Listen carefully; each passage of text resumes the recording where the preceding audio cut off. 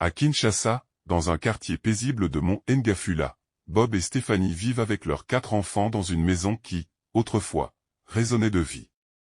Les cris joyeux des enfants, les éclats de rire partagés entre amis, les discussions animées autour du repas, tout cela semble aujourd'hui appartenir à un passé lointain.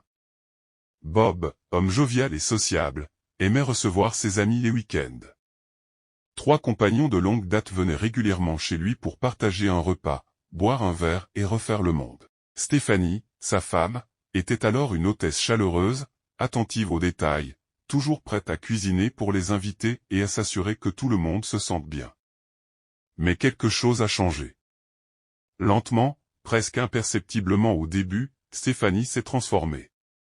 Son regard s'est durci, ses gestes se sont faits plus mécaniques, et son sourire, autrefois spontané, s'est effacé. Bob ne comprend pas ce revirement. Il se sent comme un étranger dans sa propre maison.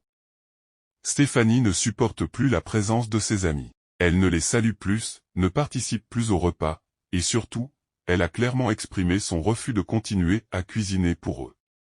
Un jour, elle lui a lancé, d'un ton sec, « Si tu veux inviter tes amis, trouve-leur à manger toi-même. » Ce n'était pas une simple remarque, mais une déclaration de guerre silencieuse. Elle ne veut plus être associée à ces moments de convivialité. Pour Bob, c'est un choc. Il ne reconnaît plus la femme avec qui il a partagé tant d'années.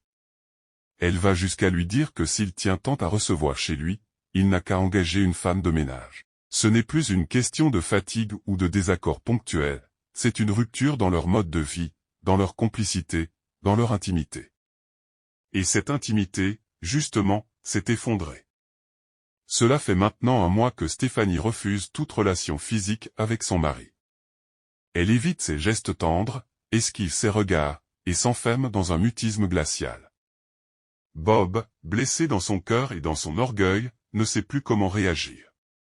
Il tente de dialoguer, de comprendre, mais Stéphanie reste distante, presque absente.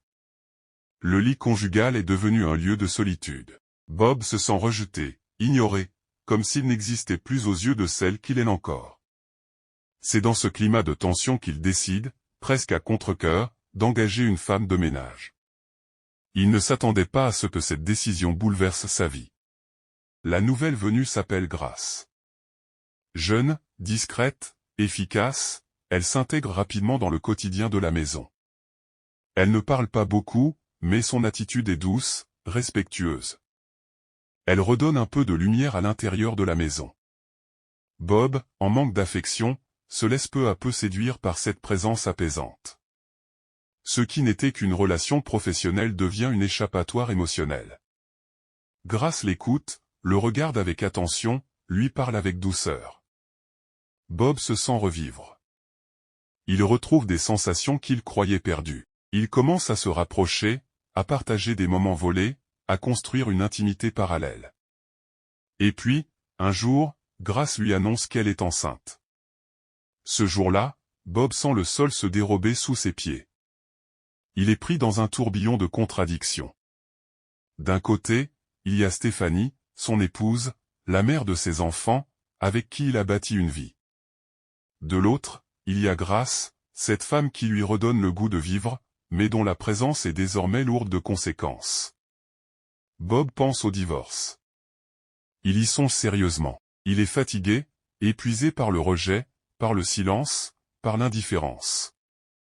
Mais il pense aussi à ses enfants.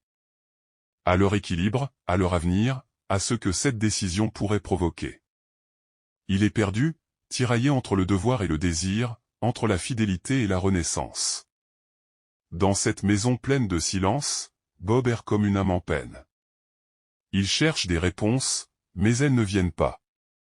Il regarde ses enfants jouer, inconscient du drame qui se joue autour d'eux.